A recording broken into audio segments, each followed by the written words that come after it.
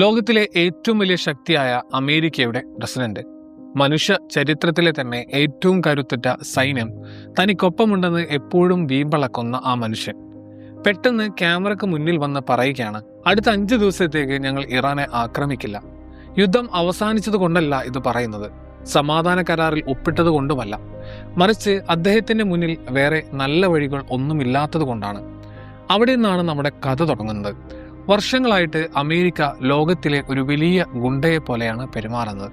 തങ്ങളുടെ സൈന്യത്തിനു വേണ്ടി മാത്രം ഓരോ വർഷവും ഏകദേശം $1 ട്രില്യൺ അവർ ചെലവാക്കുന്നത്. ഭീമാകാരമായിട്ടുള്ള എയർഫോഴ്സ്, ആയിരക്കണക്കിന് യുദ്ധവിമാനങ്ങൾ, ചരിത്രത്തിലെ തന്നെ ഏറ്റവും വലിയ നേവി, അന്തർവാഹിനികൾ, സാറ്റലൈറ്റുകൾ, സൈബർ ആയുധങ്ങൾ, അത്യാധുനിക റഡാറുകൾ, അങ്ങനെ എല്ലാം അവർക്കുണ്ട്. പേപ്പറിൽ നോക്കിയാൽ അവരെ തോൽപ്പിക്കാൻ ആർക്കും കഴിയില്ല. ഉപരോധങ്ങൾ കൊണ്ട് വീർപ്പുമുട്ടുന്ന, സാമ്പത്തികമായിട്ട് പിന്നോക്കം നിൽക്കുന്ന ഇറാനെ പോലെയൊരു രാജ്യവുമായിട്ട് ഇത്രയും വലിയൊരു ശക്തി യുദ്ധം തുടങ്ങിയാൽ ഫലം എന്തായിരിക്കുമെന്ന് ഏതൊരു സാധാരണക്കാരനും ചിന്തിക്കാം. ആ ചെറിയ രാജ്യം ദിവസങ്ങൾക്കുള്ളിൽ തകർന്ന് തരിപ്പണമാകും. പക്ഷേ ഈ യുദ്ധത്തിൽ സംഭവിക്കുന്നത് തികച്ചും വ്യത്യസ്തമായിട്ടുള്ള കാര്യങ്ങളാണ്. ആ വൻശക്തി പെട്ടെന്നൊരു ഇടവേള ചോദിക്കുന്നു.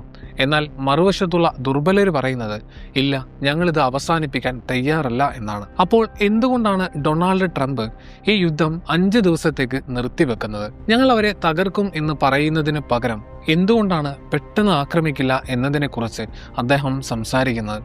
ഇത് മനസ്സിലാക്കാനേ കഴിഞ്ഞ കുറച്ച് ആഴ്ചകളിലെ പോരാട്ടത്തിൽ എന്താണ് സംഭവിച്ചത് എന്ന് നമ്മൾ നോക്കേണ്ടതുണ്ട്. തങ്ങൾ ആർക്കും തൊടാൻ പറ്റാത്തവരാണെന്നും എല്ലാം തങ്ങളുടെ നിയന്ത്രണത്തിലാണെന്നും പതിറ്റാണ്ടുകളായിട്ട് അമേരിക്ക കെട്ടിപ്പൊക്കിയ ആ പ്രതിച്ഛായക്ക് വലിയൊരു അടി കെട്ടിയിരിക്കുകയാണ്.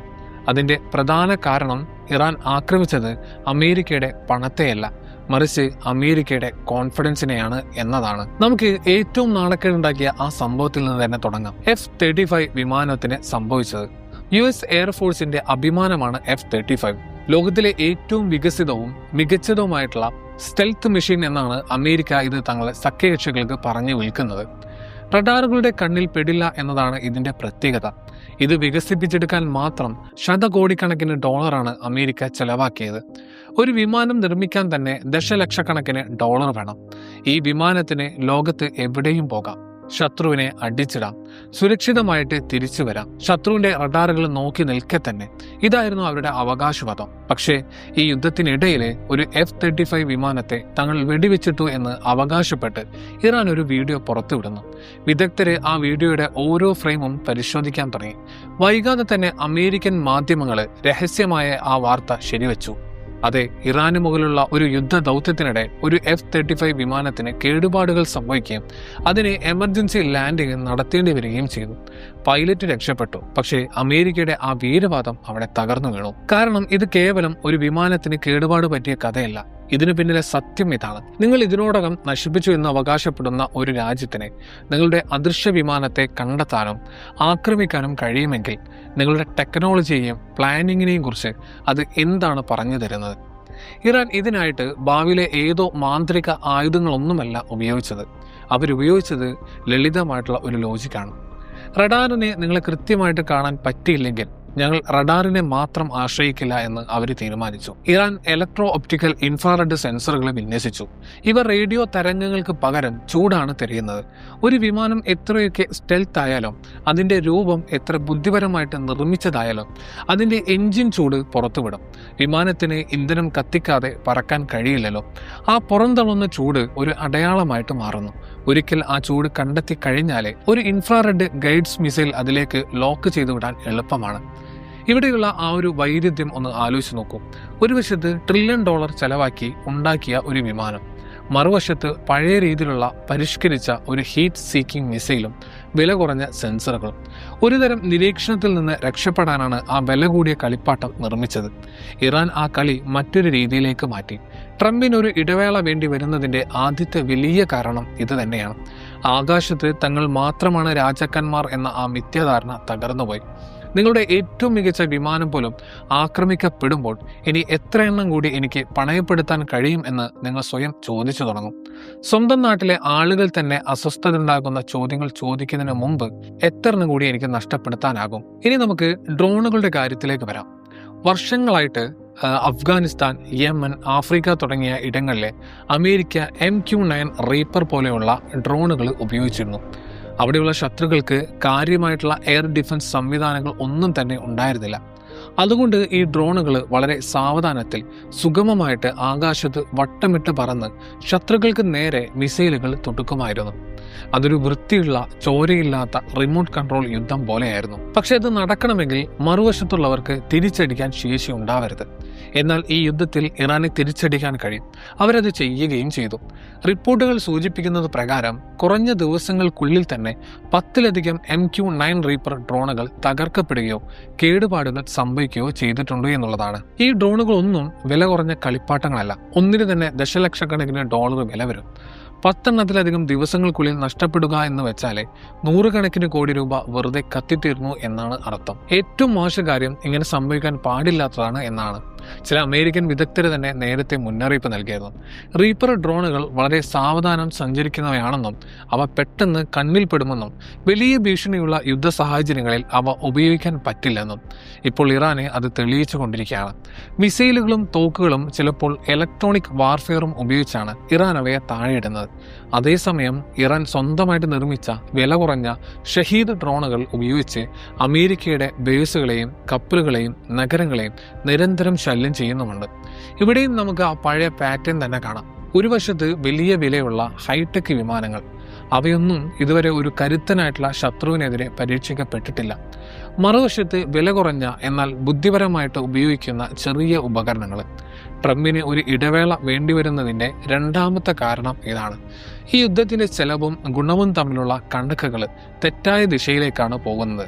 ഇറാൻ അയക്കുന്ന ഓരോ ചെറിയ കാര്യത്തിനും അതിനേക്കാൾ വലിയ വിലയുള്ള ആയുധങ്ങൾ ഉപയോഗിച്ച് മറുപടി നൽകേണ്ടി വരുന്നത് അമേരിക്കയ്ക്ക് വലിയ നഷ്ടമാണ്. ഇത് അധികകാലം മുന്നോട്ട് കൊണ്ടുപോകാൻ കഴിയില്ല എന്നുള്ളതാണ്. ഇനി നമുക്ക് ആകാശത്ത് നിന്ന് കടലിലേക്ക് പോകാം.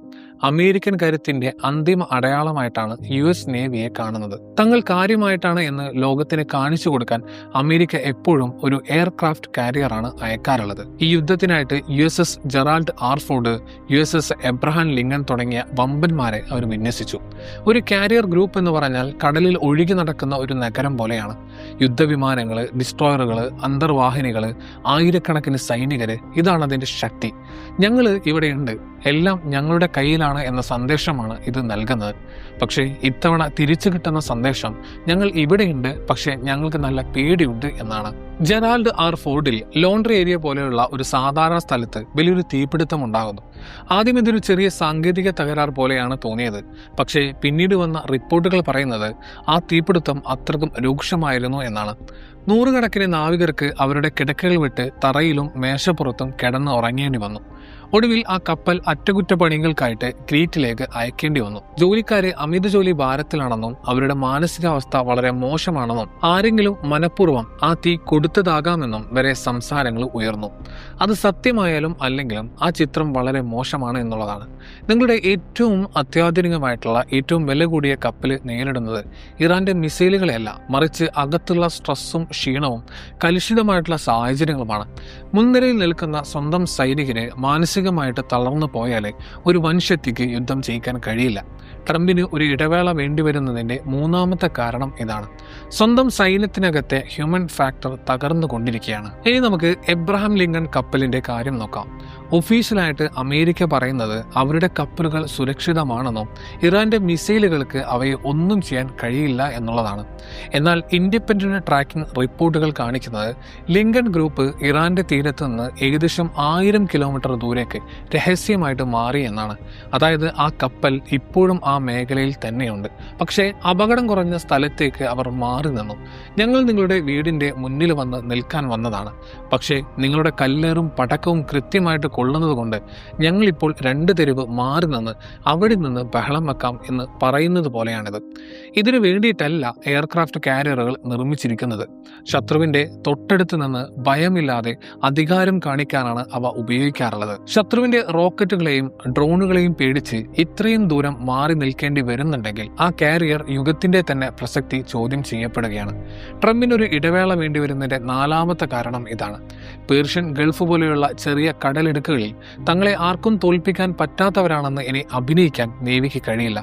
അപകടം അവരെ പിടികൂടിയിരിക്കുന്നു എന്നുള്ളതാണ്. ഇനി എല്ലാവരും സംരക്ഷിക്കുമെന്ന് വിശ്വസിച്ചിരുന്ന മിസൈൽ ഡിഫൻസ് സിസ്റ്റത്തെക്കുറിച്ച് നമുക്ക് സംസാരിക്കാം. വർഷങ്ങളായിട്ട് അമേരിക്ക തങ്ങളുടെ സഖ്യകക്ഷികൾക്ക് പാട്രിയറ്റ്, താഡ് പോലെയുള്ള സിസ്റ്റങ്ങൾ വിൽക്കുന്നത് ഒരു വാഗ്ദാനത്തോടു കൂടിയിട്ടാണ്. ഇത് നിങ്ങളെ ഏത് മിസൈലുകളിൽ നിന്നും, പ്രത്യേകിച്ച് ഇറാന്റെ മിസൈലുകളിൽ നിന്നും സംരക്ഷിക്കുമെന്ന്. ഈ സിസ്റ്റങ്ങൾക്കെല്ലാം ഭീകരമായിട്ടുള്ള വിലയാണ്. ഒന്നിന് തന്നെ കോടിക്കണക്കിന് രൂപ വില വരും. അതിന്റെ ചിത്രങ്ങൾ കാണുമ്പോൾ ഒരു സയൻസ് ഫിക്ഷൻ സിനിമ പോലെ തോന്നും. വെളുത്ത വലിയ മിസൈലുകൾ ആകാശത്തേക്ക് കുതിച്ചുയർന്ന് ശത്രുവിന്റെ റോക്കറ്റുകളെ തകർക്കുന്നു. ആ പ്രദേശത്തുള്ള ആളുകളോട് പറഞ്ഞിരുന്നത്, പേടിക്കണ്ട, ഞങ്ങളുടെ കയ്യിൽ ഒരു കവചമുണ്ട് എന്നാണ്. പക്ഷേ ഈ യുദ്ധത്തിൽ ആ കവചത്തിന് വലിയ വിള്ളലുകളാണ് വീണിരിക്കുന്നത്. ഇറാന് 1-2 മിസൈലുകളല്ല അയച്ചത്. അവർ ബാലിസ്റ്റിക് മിസൈലുകളും ക്രൂയിസ് മിസൈലുകളും ഡ്രോണുകളും തിരമാലകൾ പോലെ ഒന്നിനു പുറകെ ഒന്നായിട്ട് അയച്ചു.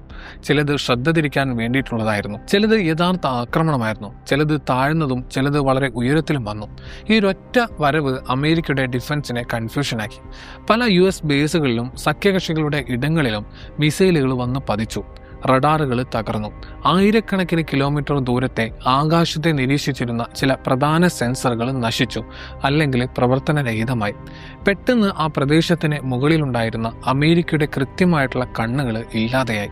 ആ വിടവുകൾ നികത്താൻ ലോകത്തിന്റെ മറ്റു ഭാഗങ്ങളിൽ നിന്ന് കൂടുതൽ പാട്രിയറ്റ് ബാറ്ററികൾ അവർക്ക് എത്തിക്കേണ്ടി വന്നു. എന്നിട്ടും വിദഗ്ധർ പറയുന്നത്, ഇറാൻ ഇതേപോലെ വലിയ അളവിൽ മിസൈലുകൾ അയച്ചുകൊണ്ടിരുന്നാലേ ഇനിയും പലതും ആ കവചം ഭേദിച്ച് അകത്ത് കയറും എന്നാണ്. ട്രംപിന് ഒരു ഇടവേള വേണ്ടിവരുന്നതിന്റെ 5ാമത്തെ കാരണം ഇതാണ്. അദ്ദേഹത്തിന്റെ ആ പ്രശസ്തമായിട്ടുള്ള കവചം നിറയെ പള്ളകളാണെന്ന് ഇപ്പോൾ ലോകത്തിന് മുഴുവൻ മനസ്സിലായി എന്നുള്ളതാണ്. ഇതെല്ലാം നമ്മെ എത്തിക്കുന്നത് ഏറ്റവും സെൻസിറ്റീവായിട്ടുള്ള മറ്റൊരു കാര്യത്തിലേക്കാണ്. രാഷ്ട്രീയവും പൊതുജനങ്ങളുടെ അഭിപ്രായവും. യുദ്ധം ചെയ്യുന്നത് മിസൈലുകൾ കൊണ്ട് മാത്രമല്ല, TV സ്ക്രീനുകൾ, സോഷ്യൽ മീഡിയ, തെരഞ്ഞെടുപ്പുകൾ എന്നിവയിലൂടെയുമാണ് യുദ്ധം നടക്കുന്നത്. എല്ലാം നിയന്ത്രണത്തിലാണെന്നും അമേരിക്ക ജയിച്ചുകൊണ്ടിരിക്കുകയാണെന്നും ട്രംപിന് തന്റെ ജനങ്ങളോട് പറയാം. പക്ഷേ പുറത്തു വരുന്ന ദൃശ്യങ്ങളും ചോരുന്ന വിവരങ്ങളും മറ്റൊരു കഥയാണ് പറയുന്നത്. തകർന്നുപോയ F-35, കത്തിയെരിയുന്ന ബേസുകൾ, തകർക്കപ്പെട്ട ഡ്രോണുകൾ, പിന്നോട്ട് മാറുന്ന കപ്പലുകൾ, പേടിച്ചു വിറച്ച സഖ്യകക്ഷികൾ. ഇത് ആഴ്ചകളോളം തുടർന്നാലേ വോട്ടർമാർ ചോദിച്ചു തുടങ്ങും, നമുക്ക് ഇറാന്റെ മുന്നിൽ ജയിക്കാൻ കഴിയുന്നില്ല എന്നുണ്ടെങ്കിൽ എന്തിനാണ് നമ്മൾ ഇത്രയും പണം ചെലവാക്കുന്നത്? ഇനിയും എത്ര സൈനികരെയും പൈലറ്റുമാരെയും നമുക്ക് നഷ്ടപ്പെടും? നമ്മൾ എന്താണ് ഇതിലൂടെ നേടാൻ ശ്രമിക്കുന്നത്? ഒരു കാര്യം കൂടി നിങ്ങൾ ഓർക്കണം, ഈ യുദ്ധത്തിന്റെ ലക്ഷ്യം പോലും ഇപ്പോഴും അവ്യക്തമാണ്. ഇത് ഇറാന്റെ ആണവ പദ്ധതി നിർത്താനാണോ? അവിടുത്തെ ഭരണം മാറ്റാനാണോ? ഇസ്രായേലിനെ സംരക്ഷിക്കാനാണോ? അതോ വെറുതെ ഒരു സന്ദേശം നൽകാനാണോ? ഇതിനൊന്നും ലളിതമായിട്ടുള്ള ഉത്തരമില്ല. ആ ആശയക്കൊപ്പം ഓരോ തിരിച്ചടിയും കൂടുതൽ വഷളാക്കുന്നു. കാരണം ആളുകൾക്ക് ഈ യുദ്ധത്തിന്റെ ആവശ്യം മനസ്സിലാകുന്നില്ല. ട്രംപിന് ഒരു ഇടവേള വേണ്ടിവരുന്നതിന്റെ 6ാമത്തെ കാരണം ഇതാണ്. നാട്ടിലും വിദേശത്തും ഈ യുദ്ധത്തെക്കുറിച്ച് താൻ പറഞ്ഞുണ്ടാക്കിയിട്ടുള്ള കഥകൾ ആളുകൾ വിശ്വസിക്കാതായിരിക്കുന്നു എന്നുള്ളതാണ്. പിന്നെ അവസാനമായിട്ട് ഇറാന്റെ മൈൻഡ് സെറ്റ് എന്ന് പറയുന്നതാണ്. തങ്ങൾ ഇതിനു മുമ്പ് പലതവണ ചതിക്കപ്പെട്ടിട്ടുണ്ട് എന്നാണ് ഇറാൻ കരുതുന്നത്. അവർ കരാറുകളിൽ ഒപ്പിട്ടു, പരിധികൾ പാലിച്ചു. എന്നിട്ടും അവരുടെ നേതാക്കൾ ആക്രമിക്കപ്പെട്ടു, കൊല്ലപ്പെട്ടു. അവരുടെ സമ്പദ് വ്യവസ്ഥ തകർക്കപ്പെട്ടു. അതുകൊണ്ട് ഇത്തവണ ശക്തമായിട്ട് തിരിച്ചടിക്കുന്നതിൽ തങ്ങൾക്കൊന്നും നഷ്ടപ്പെടാനില്ലെന്ന് അവർ പൂർണ്ണമായിട്ടും വിശ്വസിക്കുന്നുണ്ട്. അവരുടെ നേതൃത്വം കൂടുതൽ ചിട്ടയുള്ളവരായിട്ട് കാണപ്പെടുന്നുണ്ട്. അവരുടെ ലക്ഷ്യങ്ങൾ വളരെ ക്ലാരിറ്റി ഉള്ളതാണ്. അമേരിക്കയെ ഗൾഫ് മേഖലയിൽ നിന്ന് പുറത്താക്കുക, ഇസ്രായേലിന് സുരക്ഷിതമല്ലെന്ന് കാണിച്ചു കൊടുക്കുക, അമേരിക്കൻ ആയുധങ്ങൾ അത്ര വലിയ മാന്ത്രിക വിദ്യ ഒന്നുമല്ലെന്ന് തെളിയിക്കുക. ഓരോ മിസൈൽ ആക്രമണവും ഡ്രോൺ ആക്രമണവും വിജയിക്കുമ്പോൾ ഇറാന്റെ കോൺഫിഡൻസ് കൂടുകയാണ്. അവര് വെടിനിർത്തൽ ഓഫറുകൾ നിരസിക്കുന്നു. കാരണം സമയം തങ്ങളുടെ പക്ഷത്താണെന്ന് അവർ കൃത്യമായിട്ട് അറിയാം. യുദ്ധം നീണ്ടുപോകും തോറും അമേരിക്കയുടെ പണവും പ്രശസ്തിയും രാഷ്ട്രീയ ശക്തിയും ചോർന്നുകൊണ്ടേയിരിക്കും. ട്രംപിന് ഇത് കൃത്യമായിട്ട് കാണാൻ കഴിയുന്നുണ്ട്. ഇറാൻ ഇതേ വേഗതയിൽ ഇനിയും 5 ദിവസം കൂടി ആക്രമണം തുടർന്നു കഴിഞ്ഞാൽ ഇസ്രായേലിനും ഗൾഫ് സഖ്യകക്ഷികൾക്കും അമേരിക്കയുടെ പ്രതിച്ഛായക്കും സംഭവിക്കുന്ന ആഘാതം വലുതായിരിക്കുമെന്ന് അദ്ദേഹത്തിന് അറിയാം. അതുകൊണ്ട് അദ്ദേഹം മറ്റൊരു തന്ത്രം പയറ്റുന്നു. അദ്ദേഹം പറയുന്നു, ഞങ്ങൾ 5 ദിവസത്തേക്ക് നിങ്ങളെ ആക്രമിക്കില്ല. ഇതൊരു സമാധാന ശ്രമമായിട്ടോ കാരുണ്യമായിട്ടോ ഒക്കെ അദ്ദേഹം അവതരിപ്പിക്കാൻ ശ്രമിക്കുന്നുണ്ട്. പക്ഷേ ഇതിന്റെ പിന്നിലെ സത്യം എല്ലാവർക്കും കാണാം. ട്രംപിന് ഈ ഇടവേള വേണ്ടിവരുന്നതിന്റെ 7ാമത്തെ കാരണം ഇതാണ്. താൻ ആക്രമണം കുറച്ചാൽ ഇറാന്റെ തിരിച്ചടിയും കുറയുമെന്നും ആ സമയം കൊണ്ട് തകർന്നുപോയ ഡിഫൻസ് ശരിയാക്കാമെന്നും സൈന്യത്തെ വീണ്ടും സജ്ജമാക്കാമെന്നും അദ്ദേഹം കരുതുന്നു. ഈ കാര്യങ്ങളെല്ലാം കൂടി ചേർത്ത് വായിച്ചാൽ ചിത്രം വ്യക്തമാകും.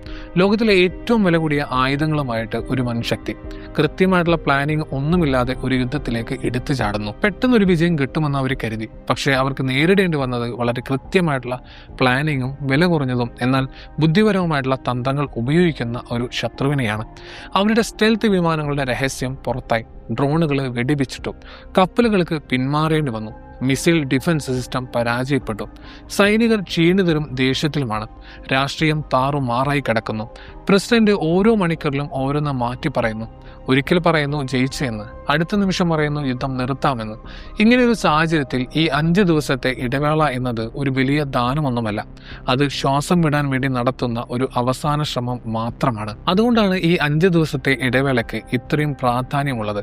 ഇതൊരു യുദ്ധത്തിനിടയിലെ വെറുമൊരു കലണ്ടർ മാറ്റമല്ല, ഇതൊരു വലിയ മാറ്റത്തിന്റെ അടയാളമാണ്. ആധുനിക യുദ്ധങ്ങളിൽ പണം മാത്രം ഉണ്ടായതുകൊണ്ട് കാര്യമില്ലെന്ന് ഇത് കാണിച്ചു തരുന്നുണ്ട്. ടെക്നോളജി മാത്രം ഉണ്ടായതുകൊണ്ടും കാര്യമില്ല. നിങ്ങളുടെ പ്ലാനിങ് വളരെ മോശമാണെങ്കിൽ, നിങ്ങളുടെ നേതൃത്വത്തിന് ആശയക്കുഴപ്പങ്ങൾ ഉണ്ടെങ്കിൽ, ലോകത്തിലെ ഏറ്റവും വലിയ സൈന്യത്തെ പോലും ഉപരോധങ്ങൾക്കിടയിൽ കഴിയുന്ന ഒരു ചെറിയ രാജ്യത്തിന് മുട്ടുകുത്തിക്കാൻ കഴിയുമെന്നുള്ളതാണ്. ലോകത്തിലെ ഏറ്റവും ശക്തനായിട്ടുള്ള മനുഷ്യന് പോലും തനിക്ക് ചിന്തിക്കാൻ കുറച്ച് സമയം വേണമെന്ന് ഉള്ളാലെ സമ്മതിക്കേണ്ടി വരുന്ന നിമിഷം കൂടിയാണിത്.